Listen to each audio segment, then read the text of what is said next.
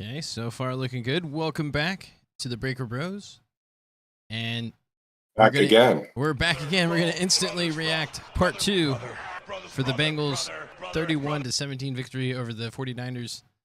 And I think if you saw the show before the game, we both expected the Bengals to win. So Actually, that's not true. I expected the Bengals to lose. So are you trolling me? nah, I'm just messing around. But Oh, okay. But you did admit that Mixon looked good, which he was. Yes. I felt like he was pretty efficient. Yeah, played amazing today. But I think the overall story really is that the Bengals, like offensively, they looked really good in the first half. Like that was something that stuck out. And then really what kind of killed everything, and I feel like I've been saying this all year, is that like Irv Smith, like he had that fumble at the end of the first half. And I feel like if we go up there, then we kind of it kind of is, I don't want to say it puts away the game, but it makes it that much more difficult for the 49ers to come back. But it also felt like after the interception from Pratt, things kind of went downhill for the 49ers, because I want to say okay, it was after the Wilson pick, like right after that, Jamar Chase scores a touchdown, which to me at that point pretty much closed the game. Yeah. But so what were your initial thoughts, like just watching the game, or how do you feel about it? Well, I mean, it looked like the offense was back, right? I mean, which was, what you said, which is pretty. I'm trying to say, I want to say amazing, but I mean, it's like you welcoming back an old friend, right? Like we expected to see the offense be good, maybe not all the way back at the beginning of the season, but like, they were firing on all cylinders. I mean, they made mistakes, right? They took a sack to take an easy field goal and make it a difficult field goal and left 3 points on the board. They had a fumble at like the 5-yard line to lose, what looks like 7 points. And then they still scored 31. So it didn't matter, right? Because offense was that good, right? So it's just amazing how, I guess, fine the margin is, right? I mean, I guess it's hard to say. I mean, Joe Burrow played amazing, right? Over 80% completion percentage. He was running around for first downs. I think he took way too many hits this game. I mean, I think it's great that he runs and gets a first down, but to me, it's like the second you cross the yard marker to get a first down, he needs to get down. Like those last 3-4 yards are not worth the hits he took today. Yeah, it started out with that first scramble he had, because like it was 3rd and 10, and then it looked like he was going to get sacked. And I think this was on the first drive too. And then he breaks out of it and he does that thing where he scrambles outside the pocket and finds T. Higgins for the first down, which was huge. Yeah. And then he had another run for a first down, and then they had a designed QB draw that he ran for a first down, and then I think he ran for another first down. Actually, 2 more first downs in the second half, because there was another play where this is later in the game, where they hiked it, and then he it was like a second down. I think it was like 2nd and 1 or something, and he got the first down that way, which I was like, oh man, you're right. Like I don't want to see those type of plays necessarily. And then before that, he had like a scramble for like 15 yards. But yeah, this is like the normal Joe Burrow that we're used to. I think he may have had maybe one questionable throw where it could have been picked off early in the game. Off the first drive. There was one where he threaded it in there. Well, the one to hit Boyd was just on point. It looked a lot closer at first, but he, like on the replay, if you see the back angle, like he had it all the way. It's like the DBs were like, he just wasn't fast enough to get there. But yeah, no, Joe Burrow looked like his normal self. So like that was nice to see. But I mean, overall, the offense looked really good. I still think there could be an upgrade at tight end, whether that's just cutting ties with Irv Smith Jr. and then just bringing up Tanner Would you have Hudson. cut him at halftime? Yes. Yeah. Because even I don't the know, plays that he made, they weren't that special. I mean, like, he just looks slow. I don't know what it is. Like, I thought to me in the offseason, he seemed like he was faster. I think he looks a little rusty. I mean, because he was taking hits, you know? Like, he got drilled on one play, like right in the chest, like almost like he didn't see the linebacker squaring him up, and he just took it. Like, you know, usually when you're getting ready to get hit, you kind of duck down and get ready to absorb it. And he just kind of wore it right in his sternum, and his head snapped back.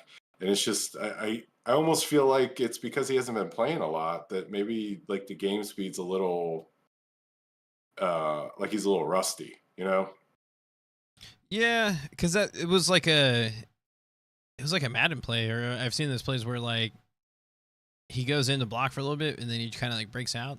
But even then, it was just like, I feel like you throw that to Tanner Hudson and he at least gets 15 yards, but he just seems a bit slow. And then it was almost like he did seem slow, because I mean there was that one play where they did the kind of misdirection. Yeah, and like I mean, Bosa made a play and kind of shoved Irv Smith into Chase's path, but he just didn't seem like he was fast enough to get out in front of Jamar. You know what I mean? It was sort of like he was ahead of him and then he got bumped, and then once that happened, it was kind of over. You know, so it just didn't look overly athletic. Like it looked like he was a step slow. But it did seem like there was a point where they tried to what does it say? Hold on. Like they tried to get the ball to Irv Smith like early and like try to get like the tight end incorporated. There was even like a pass to Sample where he just like he also looks slow. It just like I don't know. What I think is going to happen is that he's most likely going to get cut, and they're just going to bring up Tanner Hudson. Because it's like you can't get rid of Wilcox. Like I don't think you're going to get rid of him, and I don't think you're going to get rid of Sample because he's such a great blocker. Because at one point, because everyone's asking for like a trade or wanting to trade, and it seemed like if we were going to trade, it would be for a tight end, I would think. But when Hendrickson got hurt, I was like, oh crap! Like I didn't know if it was gonna be one of those things where is it gonna be a short term thing? Obviously, he came back in because initially it seemed like because the ankle you just never really know. Yeah. So like, I was thinking.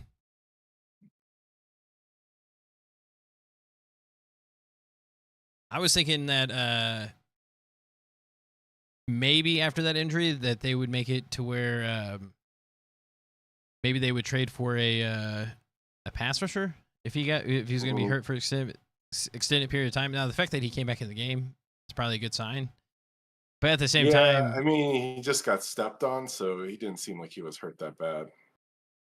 But sometimes like you can have like really bad, like you can still break an ankle that way, you know.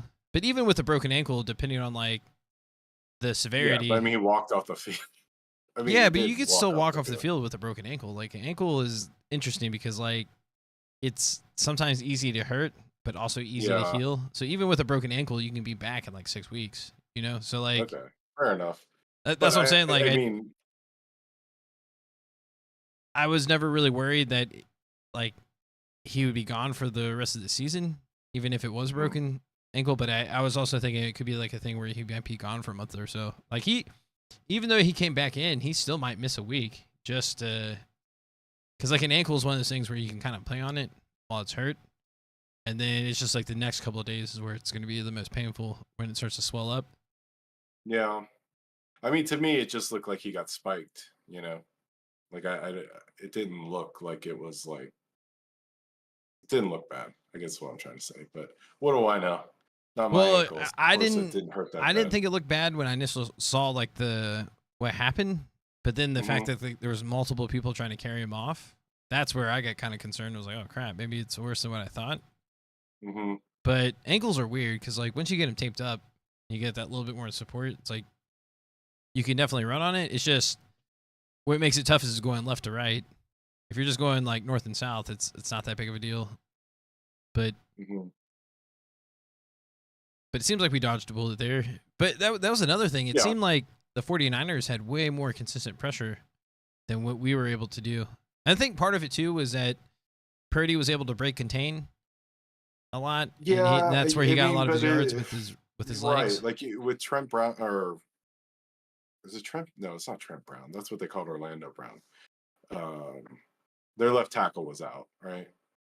Yeah. So I expected more pressure, but then again, it just seemed like they weren't really dropping back to throw it. It was a lot of screen passes and a lot of throwing it to the tight end quick and a lot of just running it around and just.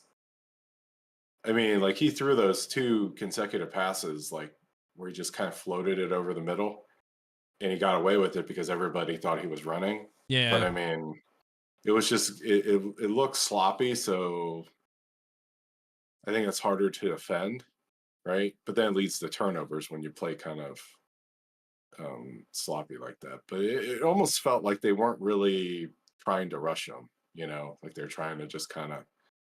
See, I didn't think they were going to drop back as far as they did. Mm-hmm. And like, because that to me, that's where his strength is those like short to intermediate passes. Like, I don't think he's going to really beat you over the top. And like, I thought that's really what they're going to try to pressure him to do, was just basically take all the short and intermediate stuff away.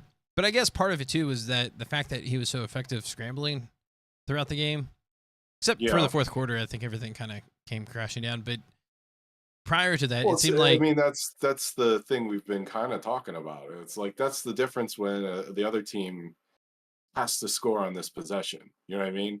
Like when the offense does its job, the defense becomes that much better, because when you get to the fourth quarter, the 49ers had to score on every single possession or else the game was over. Yeah. Right? They couldn't just run it, 6 times and play field position, right?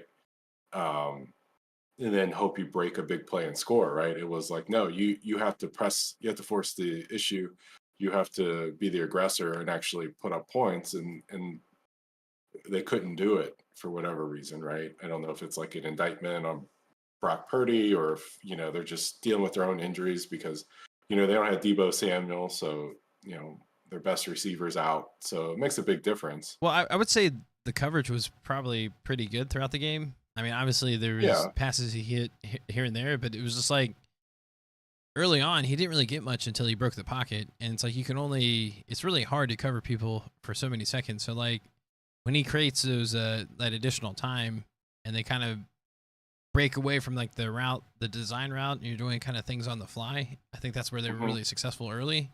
And it seemed like it caught up to him towards the end, because like he really should have had 3 picks. So it's like the fact that they took away the one and then right after that he got fumbled.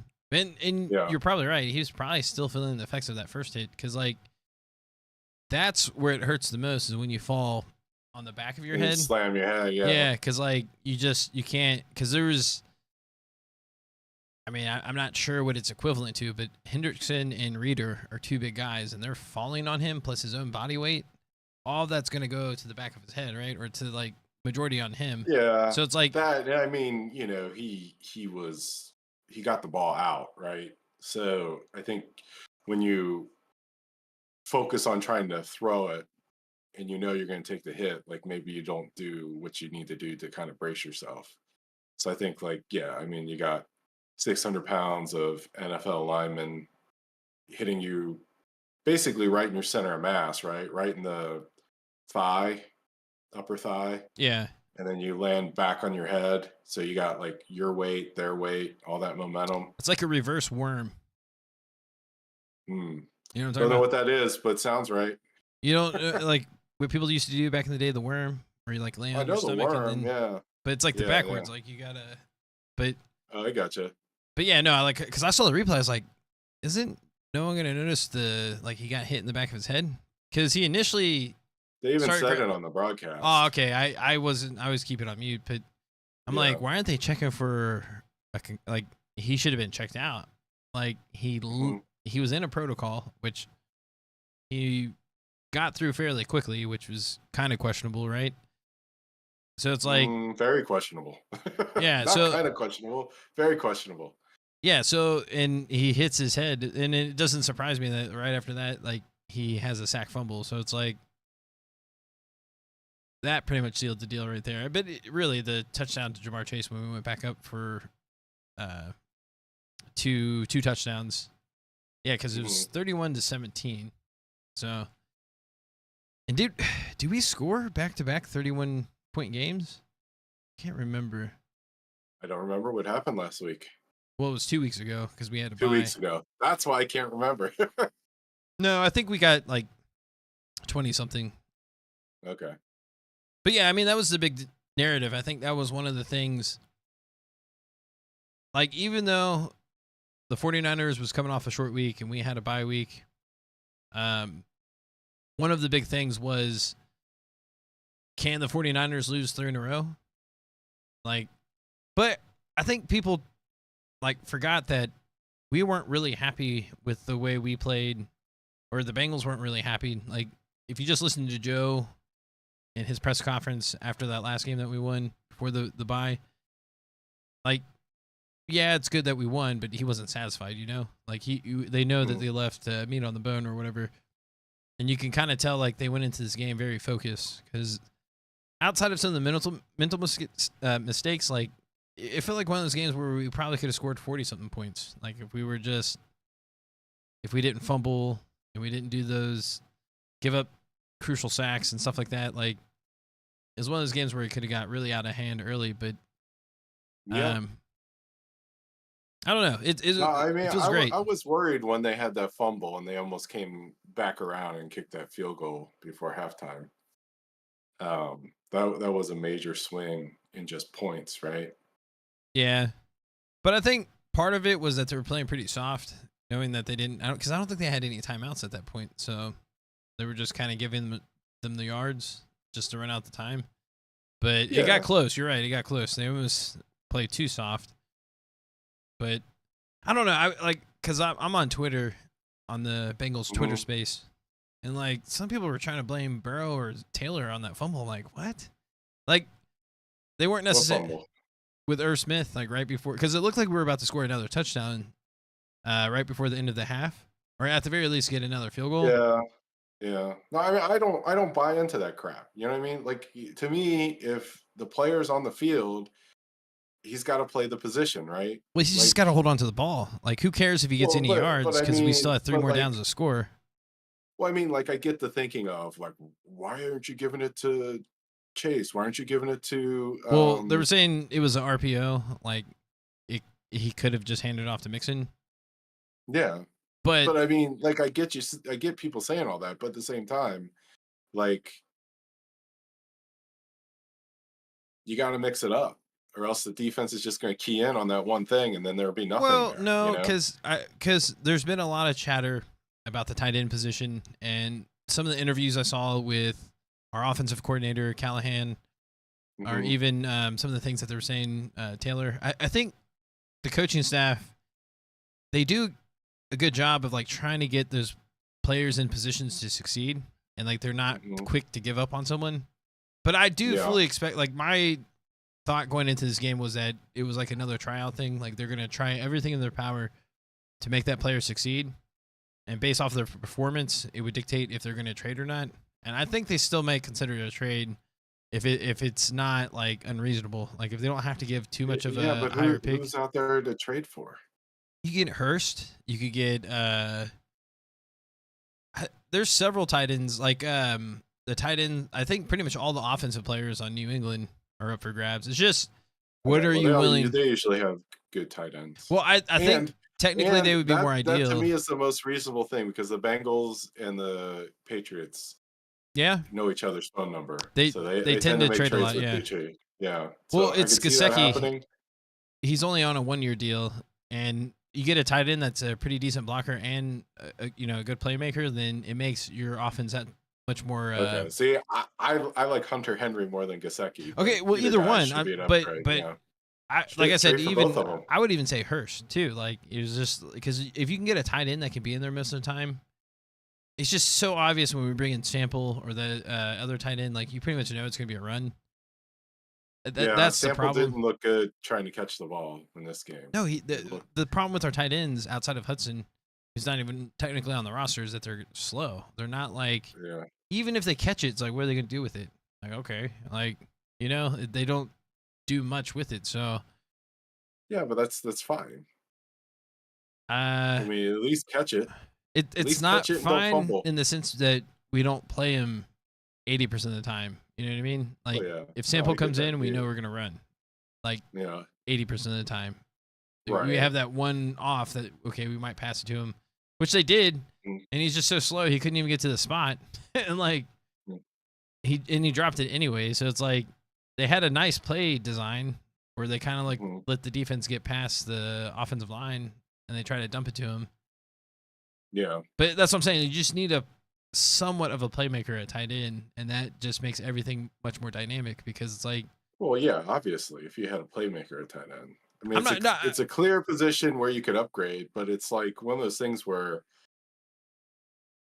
it's week 9 now. I mean, can you get someone integrated into the offense that fast so where they can make an impact? that's why I think Hurst makes the most sense because Yeah, he's been here. The only problem with Hurst is that I think in order for him to come here, he would have to restructure his contract a little bit, which I think he yeah. might consider because I don't think he wants to be in Carolina in the next couple of years because like they just seem like a dumpster fire. So I think he may choose.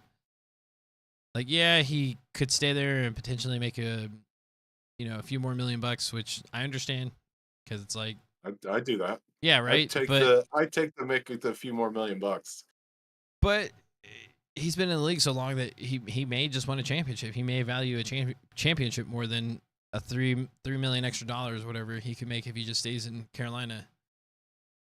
I think you're discounting what 3 million extra dollars means. That's a lot. It is a lot, but it may not be a lot to someone that's already made millions. You know what I mean? Like that. Yeah. I get like money is important, and like I said, I wouldn't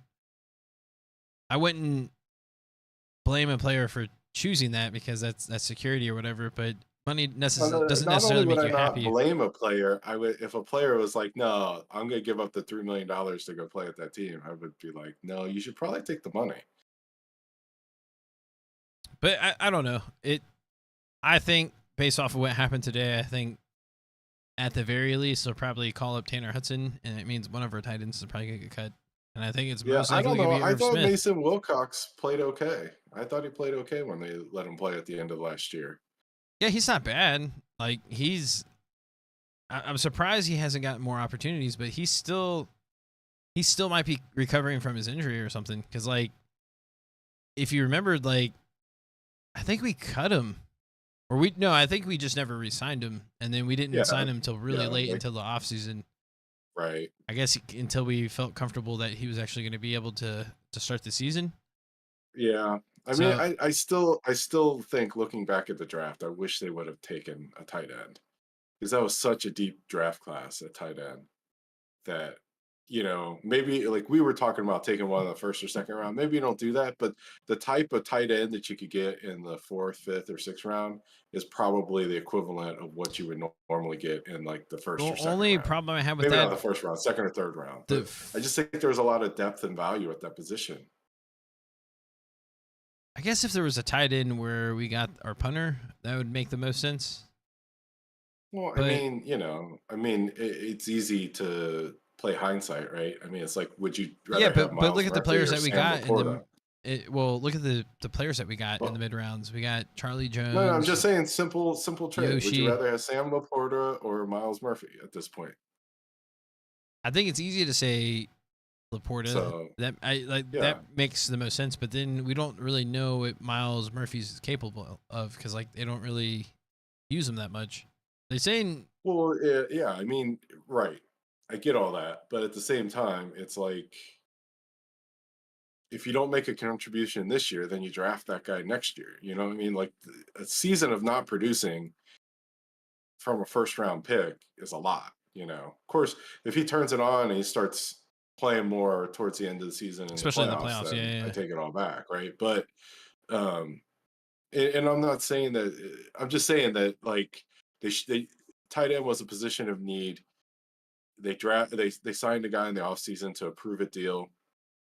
Usually you double down, or with other positions they've been smart and they've doubled down, right? Like you draft a guy and you sign a guy, like what they did at safety, right? They Yeah. drafted Battle, they signed a safety, and they're both kind of still competing for playing time, I feel right? like what they did with the DBs was like textbook because like I don't think anyone's going to be worried about corners or DBs. Now they're probably still going to draft a corner just to add more depth or Yeah, whatever. yeah, But but I mean, same.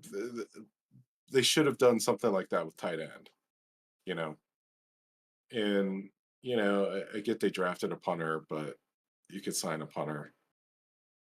Um, you know, well, no, I'm saying that would have been the most realistic time. Like if you would have went back and said, okay, I can see why. But yeah, I get if you're looking for who's paying off the most right now, then yeah, Laporta makes more sense than Miles. But I still think Miles Murphy, because like even today when he got some playing time, like he was able to catch up to I want to say it was McCaffrey. Like they did like a weird screen pass and he chased him down a little bit. I don't think he made the tackle, but he got close enough to where he got him. I was like, damn, he's like I could see him paying off sometime down the road, and people are gonna no, kind of forget. you're right. No, I don't think it was a bad pick. So I'm not going that far. right, I'm just right. saying that like But then that's what I'm saying. But if you it's take a it out, clear position of need, and right? the pick that people are not talking about enough is DJ Turner. Like he's been phenomenal. He's like basically a shutdown corner because like no one really passes his way because like they're just afraid to. Like he's just always on the receiver. So like I mean they've done a great job at rebuilding the secondary, right? and then the third round would have been Battle, which is probably going to be the starter soon. Like he's still splitting time and he's starting to get more and more time. But it seems like about playoff time, he might get to the 4th, 5th, 6th round. Yeah, but the 4th round. Okay, well then Chase Brown would that would have been the pick instead of getting Chase in the 4th. Maybe you get, but then I heard they're gonna start using him more. But then he hurt his hamstring, Yeah. so That's probably why he hurt his hamstring. Overuse in practice. Well, no, it's only used to 1 carry a game. Well, I'm sure they practice the same. I think it's just a change of weather. Because I saw someone else get hurt, and they, I think it was Mika Fitzpatrick on the Steelers. I was watching that game, and he got hurt just running. He wasn't even contact. He was just running because the weather's starting to change a little bit. I think you're going to see more of those type of injuries. Those non-contact injuries. But it's like Charlie Jones looks good. Yoshi got another touchdown today. Andre Yosivash. He seems like he's going to be a pretty... I mean, both of our receivers that we draft are going to be pretty solid. Because, like, I'm excited for next week when Charlie Jones comes back. I said Charlie Brown. I said... I mixed Charlie Jones and Chase Brown's name together. But nonetheless... Charlie Brown's cool, though. Charlie Jones, he's a pretty dynamic returner. So, like, he's one of those players where, like, now I feel like when we punt it or the other team punts, we might actually have a chance to either get like a really big return or even touchdown. Like he just shows it.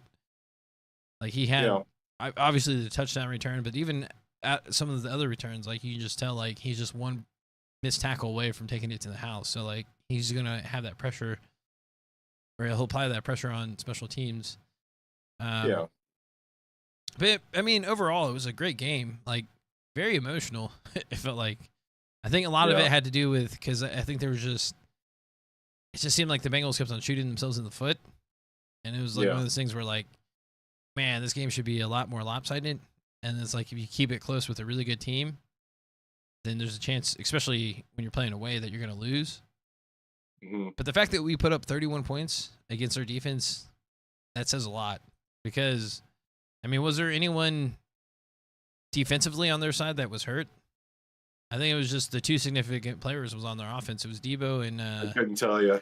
I couldn't tell you, but I mean, their defensive line looked pretty good. So Yeah, I I mean, know those that guys they are had both out consistent. there. They had way more pressure than what we had on defense. Yeah, But we also had much bigger plays on offense, and it definitely showed. yeah, yeah. I mean, they scored 31. They could have easily have scored 41. Yeah, for sure. Well, we had that missed field goal, which kind of sucked, but then he came back and made that 56-yard field goal, which is awesome. Yeah, Did they? I heard it was windy, right? yeah. It was windy. So I think on that first one, the wind kind of carried it, but it was also like Well, it was weird because like it was because it had almost the like he distance. overplayed the wind. It was Yeah, almost like he overplayed it because the wind was blowing it that way, and he missed it like that way, right? yeah, because it was like, damn, he missed it. But then when he made that 56-yard field goal, it looked like he could have hit it from like 65. It was so like Yeah. good and down the middle. I was like, damn. So hmm it was good to see that. Yeah, it's like that he missed the first one, but then he nailed that second one, which Yeah. 56-yard field goal is no joke. Nope. But I forget who we play next. I don't know. Let me look at the schedule. It's the Bills. I know it's the Bills because it's a home game and they're doing that. If you're going to the game, they're trying to do like the orange and black stripes. Oh yeah, yeah. That's right there on my screen. Strike the So it's jungle. a Sunday November night 5th. game. Yeah. So that should be fun. Are you gonna try to go to that game? No. Just gonna wait until I'm looking forward to the Steelers game. Pickett might be Mhm. out. Doesn't matter. Yeah, I mean it really doesn't matter. Well, it's funny because I like mean, it's just like that game is always like random and unpredictable. So I mean looking back, you might have been right. Maybe Darnold would have been a step up from Purdy. I mean, well, we'll see. I mean, if Purdy got hurt again, then for sure Darnold's. Well, did they say the Niners have a bye next week? I think they do have a bye next week. Yeah. So we'll see. Yeah, it wouldn't surprise me if Purdy goes back into concussion protocol because, like, again, you saw what I saw, or I guess announcers were talking about it. But when I saw the replay, he definitely hit the back of his head. I'm like, and he was Oh yeah, holding for his sure. head, like. So the fact that they didn't check him out just seems really weird to me. hmm And I'm sure he'll be back in the concussion protocol. I would expect. Yeah, that's probably the better way of putting it. You would expect that he would be back in the protocol, but who knows? But the fact that they have a bye, that's probably going to help him out a lot. Yeah. But even then, he had 3 turnovers. It should have been 3 picks, but he ended up throwing 2 picks to linebackers, which, like, again, I kind of suspected because it's like you got to force him to try to beat you over the top. hmm Because if you put everyone like in the middle or short, then you should have opportunities for picks. And both of our picks came from our linebackers, which is insane. Like I feel Yeah. like our linebackers probably have the most picks since Jermaine Pratt was drafted. Yeah. Was Pratt in? No, Pratt came Pratt, I before think was a Wilson. year before, Yeah. a year or two before Logan Wilson. But even if you could just include him from the time that Pratt was drafted, I feel like our linebackers have the most interceptions between them two because they always seem to pick it off. Yeah, I mean they're good at intercepting the ball, but I don't know enough about anybody else's linebackers. Yeah, no, that pick from Pratt was just crazy because it's like that's what really to me swung the momentum again back into Yeah, our I favor. mean Pratt makes winning plays. He's Playoff a Pratt. really good player. Yeah, Yeah, he's a really he's good player. yeah, like that. The contracts that we have for our linebackers just seem way too good to be true, and we have them, I guess, for the next 3 to 4 years, basically. I think 3 more years for Pratt, and then 5 more years for Wilson, right? Yeah. Well, I don't know the details, but I just want to say I think that like having that continuity, I mean, it really shows. Like they're really good in coverage. They're they're not great at stopping the run right now, but I don't know. Like because running wise against McCaffrey, like Mixon had better yards on the ground. Yeah, but I guess what I'm trying to say is if the offense plays like this, then other teams won't be able to run it on them. Like I just feel like they've been gashed on the ground because the offense hasn't been producing. So Yeah. you just keep running and keep running and keep running. You don't care if you punt, and eventually you start hitting big runs because you grind the other team down, right? And like you play against teams like the Seahawks, right? That's what they want to do. You play against like the Browns and the Steelers and Ravens. That's what they want to do, right? But if the offense can put up 30 something points, then it puts pressure on the other team to get out of their game plan of trying to, grind you down with the run and play more into the strength of the defense. And then you get these turnovers. You want to know an interesting fact? Sure. I'm always interested in interesting things. The Bengals just swept the AFC West. Or, I'm sorry, the NFC West. Oh, yeah. 3 games in a row. Well, no. We beat all 4 teams. The Seahawks, Cardinals. Those are all of our wins against the NFC West. Yeah, actually it is. Though now that you say it, because we're 4-3. It's yeah. the only division they can beat. Well, it's early. Because again, that Ravens game, I felt like if we just had one more possession, we would have won. But it's like they didn't really turn on the offense until the second half. I think, and if I remember correctly, that was the same game that Charlie Jones scored that touchdown. And like, what was really weird about that game was that there was like 2 possessions. Like to start the third quarter, the Ravens had like a really long possession, and they took off like 10 minutes off their first drive, and then to end the half, they took a really long drive. Because of that, I mean, they're just built to have the lead. Because Lamar Jackson, like that's the only thing that's going to worry me. Because like, it seemed like the Bengals have an issue with keeping contained with somewhat mobile quarterbacks. Because I mean, we saw that with Purdy, but I mean, obviously Purdy is not like Lamar Jackson, where he's going to take a 5-yard run for like 15 or 20 yards. And we kind of benefited for that. So that's the only thing that scares me, is that like if we do play against the Ravens and we play like we did today, like some of those runs would have been much longer with against like a Lamar Jackson, but we might be able to pressure them a lot different. Yeah, I'm not worried about it. If the offense sticks around, then the Bengals are going to be tough to beat, because even if you give up plays on defense, the offense, I mean, because really with Burrow, Chase, and Higgins, you should be able to outscore people if you need to, right? Yeah. So it's like they can win. They've shown the ability to win different types of games this season. And it's nice that the offense is back, because hopefully they won't have to win too many low-scoring games for the rest of the season. But I don't know, man. Yeah, it's a good win. I think I'm hungry. I'm gonna go eat dinner. Yeah. We'll catch you later. It was good. All right, have a good one. See ya. Peace.